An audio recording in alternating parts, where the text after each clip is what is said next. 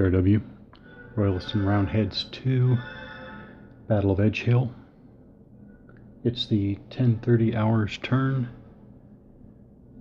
and this is the second player or parliamentarian move phase. So check for units to be out of command, and then we move all eligible units, which will entail a review of orders here. But first, quickly, so these gray units over here, they're labeled Musket A, B, and C. We have Dragoon A, B, C, and D.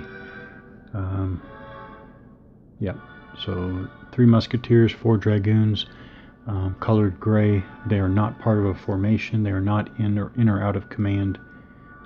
They do not have to be in command to operate normally. So basically, nothing to worry about there, nothing to check there. This is Ramsey's formation here, but it's blue, dark blue. They're together. This is C Essex, dark green. Ballard is kind of this salmon color here. Meldrum is here, yellow.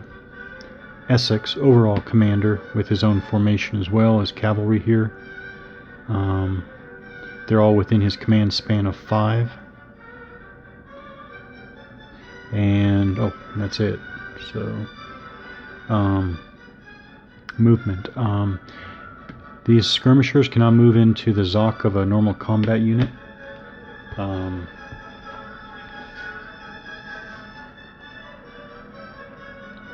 How's that worded?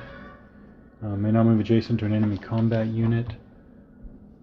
Oh, that's different than ZOC, because the 2 rear hexes of a combat unit are not in the ZOC, but actually it's. I always thought skirmishers couldn't move into the ZOC of a combat unit, but actually it's move adjacent.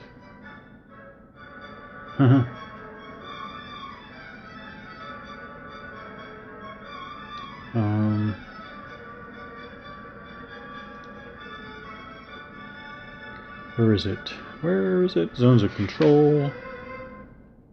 Leaders and skirmish units do not have zones of control. Combat units exert ZOCs through their front and flank hex sides. They do not exert ZOCs in their rear hex sides. That's what I thought. But okay. But a skirmish unit can't even move into a rear hex of a combat unit, because that would be adjacent to the combat unit. I didn't notice, or I'd forgotten that detail. Okay. Movement again. So let's start with we'll start with Essex here. He has an attack command, so they need to move towards the enemy. And I think there's even a minimum. But yeah, must move at least half their movement. Fractions rounded up. Until, of course, they become adjacent to the enemy. So Fielding is going to advance here, stops because he's in the zone of control of the Royalist Cavalry there. There. Free. 1, 2, is not using the road. I like the clarification I saw. I'm trying to figure out how to remember this, but where is it? Where is it? I like it. Yeah, units with attack or stand command cannot use road movement. That makes perfect sense. Perfect sense. So basically, attack and stand. Basically, attack and defend. Yeah. That makes perfect sense. Let's see, Stapleton here. So, we'll have to move a minimum of 4 anyways, and end closer to the enemy. Right now, he's 3 hexes from the enemy.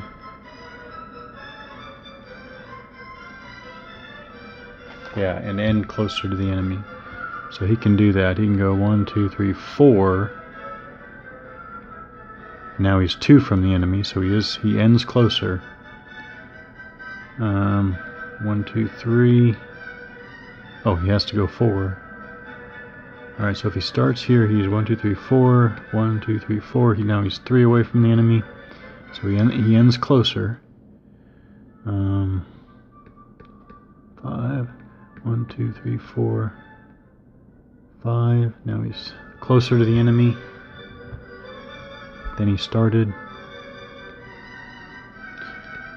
4, 5. 1, 2, 3, 4. But he is closer to the enemy. Ends closer to the enemy. Oh wait. He might have infantry with him.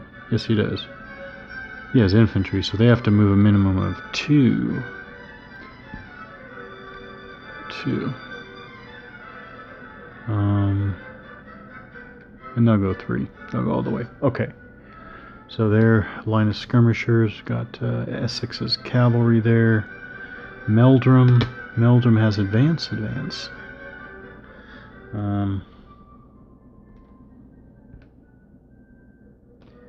Does have an advance command. So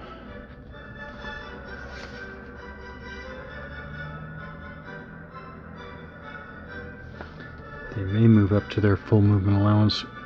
Have to end closer to the enemy.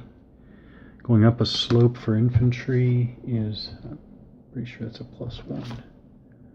Up +1. So this is 1, 2, 3.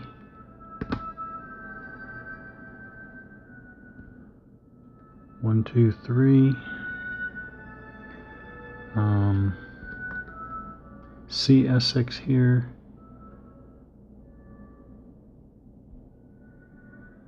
Advance.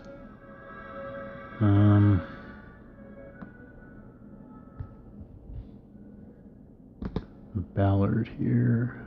Advance as well. Well, they have to.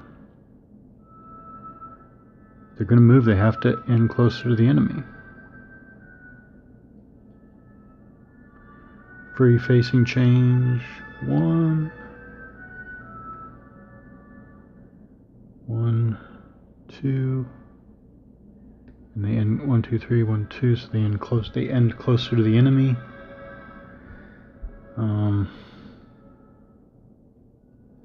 Guess Ballard would be the same. 1, 2, 1,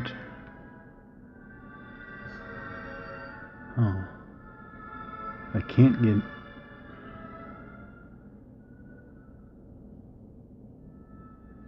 Oh no, I guess they could get closer. They have advance command, yeah. Alright, so first facing change in the first hex is free. So then it's 1, 2, 3. So they're 1, 2, 3. So he can go 1. So he ends closer. All right.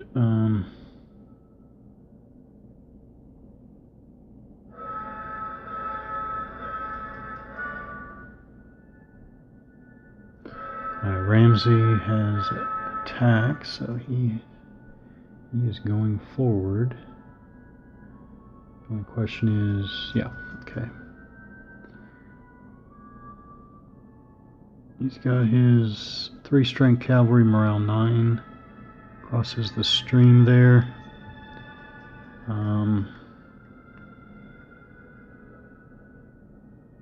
And that's routed unit here is Ramsey's. 1, 2, 3, 4. Still within command span of Ramsey. Okay, so that's movement. Now we go to combat. We do fire combat first, starting with defensive fire, then offensive fire. So this cavalry cannot do defensive fire. Yeah. So actually, this is all cavalry. This is all cavalry. So defensive fire is just the royalist, their dragoons over here. Now, what did I think? I had a big question of what are the dragoons for fire? Because the fire only has the bow, musket, infantry, cavalry, artillery. So I think I decided they're infantry, not musketeers. His musketeers are pretty significantly different and better than the infantry. So dragoons, in this case, I'm treating as infantry. I do hope that's right. All right, let's see what happens with defensive fire here. We got 3 shots there. I'm gonna go here down. Oh, they got a 6. And for infantry, that is a 1-step loss. I guess I can go in order here. So these guys are taking a beating. So the parliamentarian musketeer has a morale of 9, so he survives. So he takes the step loss but doesn't rout. The next dragoon here, 5. That's a morale check.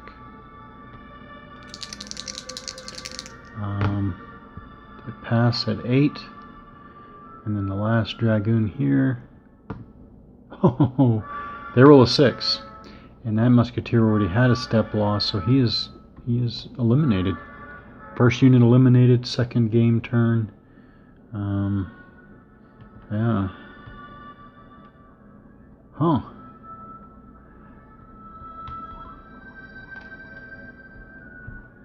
What do you know? That was good rolling on the Royalist side. Yeah. Now, offensive fire. These guys are going to, see, is it better for them to, I think it's better for them to just wait to melee than it is to fire. Because they're going to get some bonuses there. That's what I think. So I'm not going to fire there. Definitely artillery at this basically point blank range here. So here against, well, I think it has to be the front. So the Rupert's Royalist Cavalry there. All right, a 4 plus 2 for a range of 1 is 6 on artillery. Is a morale check.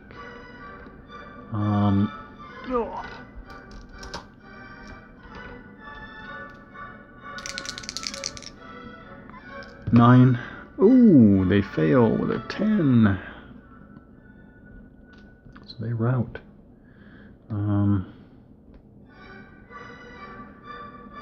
Now with fire combat, I think it is 1, 2, or 3 hexes. So chances, I guess one way to think of it is chances of recovery. He's gonna go 1, 2 now. Now I do turn him around to face his direction of retreat. But I'm going to just go 2 behind the stream there. He's closer to his commander actually, but he's still moving away from the enemy. Like that. Okay. These guys can fire. Yeah, so just go in order here. 2 infantry. Infantry, yeah, range of 1 is just, oh wow, they get a step loss, and we'll do again for the second unit there. There are no ammunition rules or anything. They miss very much, but then I think, how do we do this? How do we do it? I guess we resolve each fire at a time, actually. I guess I shouldn't have done that. Right, because he could be routed away. Okay, let me back up. I'm doing that. I'm gonna do that right.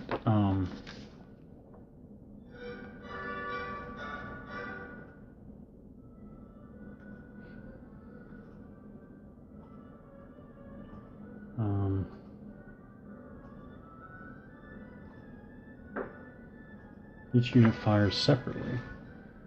So I guess you would. Yeah, you would. Okay. So that's a 1-step loss. I guess I do have to go in order here. There's no saving anything. Oh, oh, here he has a step loss. So we have another. Oh, I gotta watch for that. Actually, they're not all one-step units. I think I was thinking of the last game. So he now flips to his reduced side. That is the second step loss. Okay. And then he's going to check morale at the lower level now. 7. He rolls a 7, so he gets it. So now the next unit would fire, and I'm not going to re-roll. He rolled a 1.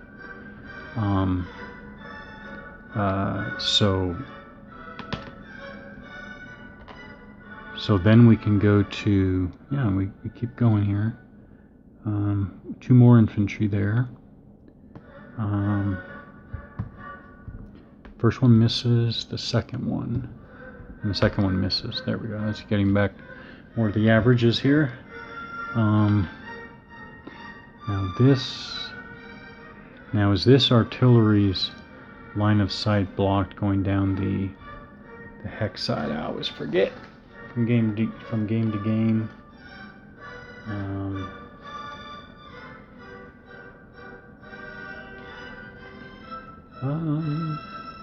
If line of sight runs along a hex side with a blocking hex on either one or 2 sides of the line, loss is blocked. That's what I thought. That's not what I think of as the standard.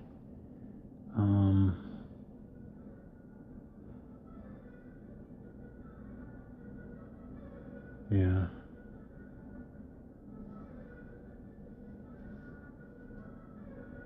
Okay. Should these guys fire? Now, I think it's almost like they should fire, especially since cavalry can only cause morale checks. It's almost like they should fire. Well, I guess you could fire before melee and try to. Well, no, because it's a morale check, so he either passes a morale check or he routes away. So why would you fire before you're going to melee? That is an interesting, and I'm not sure I really like that. So for cavalry, so let me point out here again, cavalry can only cause morale checks.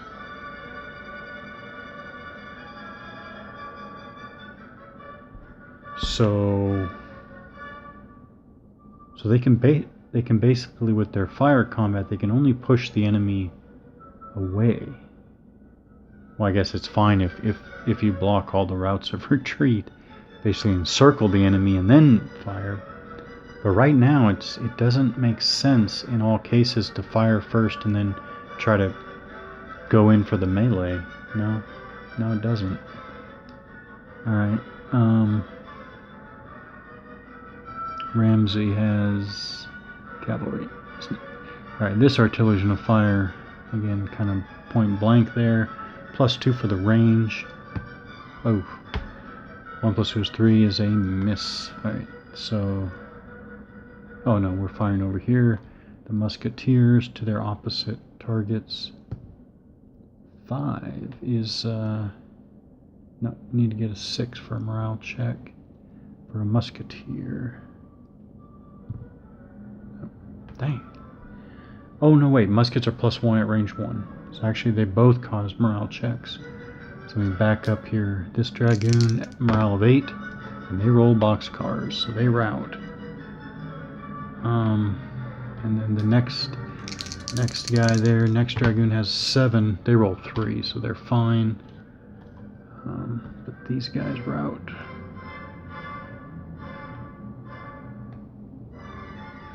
Now, these independent skirmisher units can be rallied by any leader. The question is getting near a leader. Actually, if they go back, so they'll go back 2, which will kind of protect them from these guys. Well, they don't have. Wait, they can't initiate melee anyways. actually. So he's just going to retrieve 1. He's within the command span of Rupert there with his 6. Yeah, going to do that. Okay, so now we go to, that was all fire combat, now we go to melee. You're definitely going to melee. You don't have to declare fires first, but you do have to declare melees. I wish they had melee markers. I wonder if I should grab melee markers from another game, but here's one. These guys are going to melee. Yeah. Yeah. These guys are going to melee. That's it. Okay, so 1, 2, and 3. Okay. So here, let's do what I call commitments, morale checks beforehand. So I'm going to go fielding B, A, and Stapleton B. So this way. Okay. 10. Fielding B there does not get into the fight. Fielding A does not get into the fight. Wow, Stapleton B. Let's hope it'll be a rear attack. Wow, look at that. All 3 of them fail. The whole attack just doesn't happen. Here we've got the 2 infantry here, and then 2 infantry with Ballard. Yeah. So top to bottom, top to bottom. So first, these guys without the leader's benefit, they fail. Man, I keep rolling high. The next guy below him, 9. He fails too. Wow, this is incredible. These guys at least get a -1 because they're stacked with a leader. Alright, so I'm assuming he made it. Yeah. And then bottom one, yeah. Bottom one does not. So only the top infantry with Ballard are going to melee there. Oh wait. Yeah, that completely failed. So here, since at least one attacker succeeded, then the defender has to do a morale check, and they get it with a 3. So then we go to, actually this is a cavalry being attacked by infantry. So I'll double check. Do they have a retreat or stand command? I don't think so. He's part of Rupert's command. Now he has an attack, so he's not able to pull out, which makes sense.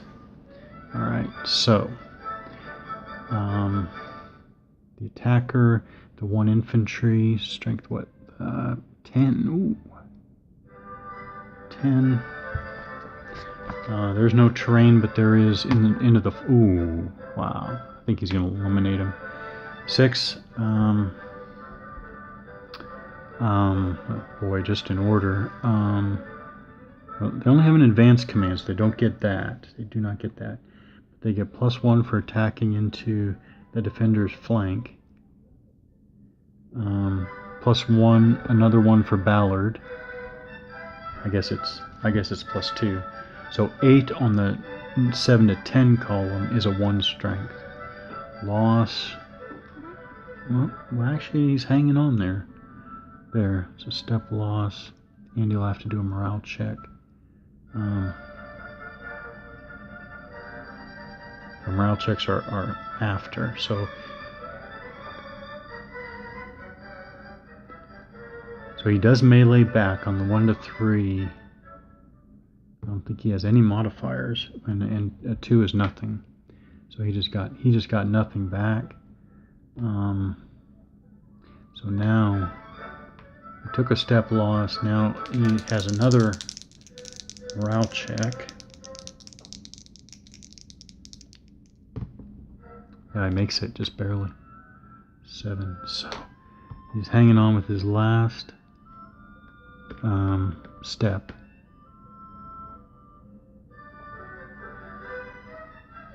Yep. Okay. So over here, Ramsey, he's split by the creek there, but he's still going to go through. So Ramsey A here has a morale of 10. He gets it, so he's in. Ramsey's cavalry has a morale of 9 there. The -1 for being stacked with the leader. There we go. 7 minus 1 is 6, so he's in. So both of Ramsey's cavalry are in against Rupert and his cavalry. Rupert has 1 cavalry with a morale of 10. Again, -1 for being stacked with the leader. 7 minus 1, he easily passes, so they're both in. Now they both roll. So here, Ramsey has 3 and 3 for a total of 6. I think if any unit is crossing the stream, it's relevant. I don't think there's any of this all type thing, which I was never really a very big fan of. But so that is a -1 for melee. So they're going to start off at a -1. They are cavalry with an attack and attacking. That's +1, so we're back to even. +1 for Ramsey's leadership. I think that's it. So we did terrain, we did angle of attack, leader, and command. Oh, that is really bad. That's nothing. So Rupert comes back. His cavalry is strength 1. Yeah, they get nothing either. But it would be Rupert's +2.